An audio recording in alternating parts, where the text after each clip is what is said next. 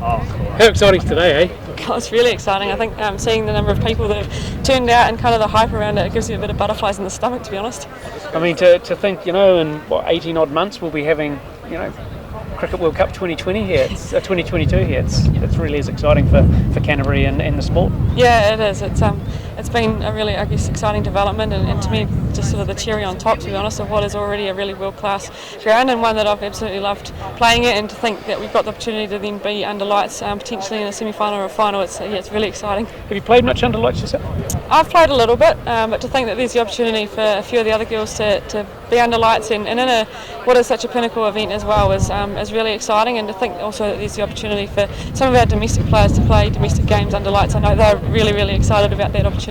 Sweet. So obviously, from a personal point of view, not playing in March in the Women's T20 World Cup, the opportunity now to be out here from a personal point of view must be quite exciting.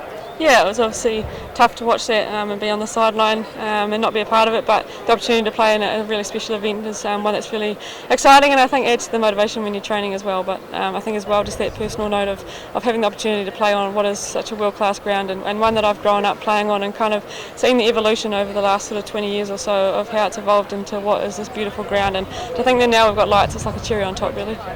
And the match announcement, it's makes it all sort of seem real now, doesn't it? Yeah, it does. I think it's something that obviously we've been building towards it, and then obviously having it delayed was kind of a strange, surreal feeling in a way, but to think that we've now got this moment, it makes it feel like that buzz around it has come back again. I suppose the delay has basically just meant more opportunity to get this beautiful ground and event ready though, yeah? Yeah, it has, and I think even from a team point of view, it's more opportunity to get better. I think we've probably looked at our performances of recent time and not been where we'd like to be, so to have that kind of bonus time is one that we've got to make sure we make the most of. Well, all the best. Thank you. Cheers. Too easy. Thanks, guys.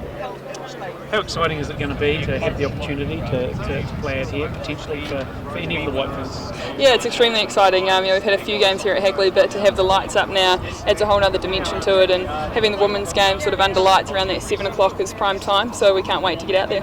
Opportunity there, I suppose, to take the women's game to that real global stage. Yeah, definitely, and especially with the World Cup, it's a great way to be able to get the women's game right out there and getting taken notice of around the world. Playing under lights, how different? How much difference do you think it'll make? It does actually make a bit of a difference. You sort of get a little bit of dew now and again, and obviously the ball will kick on a little bit more, and you see a lot more catches go down under lights. So I think we'll be putting a bit of practice in over the next sort of year and a bit to make sure that we're ready to go. It truly does make, when you look around, Hagley Oval look like a world-class event now, a world-class facility now, though, doesn't it? Yeah, it does, and it's fantastic to finally have the lights up and go. It's been a bit of a long way to get them, but it's great to have them finally up, and like you say, it is a world-class venue, and to have the World Cup final here is going to be extremely exciting, and it's only being able to happen now that those lights are up. And should you make the squad, I suppose, we're not counting chickens and stuff, but what would you look to being the most exciting opportunity of that event? I think just being able to play in front of family and friends here at Hagley, and I've grown up playing a lot on this ground, and it'll be really special to be able to play during a World Cup at home. Great. No worries, thanks guys.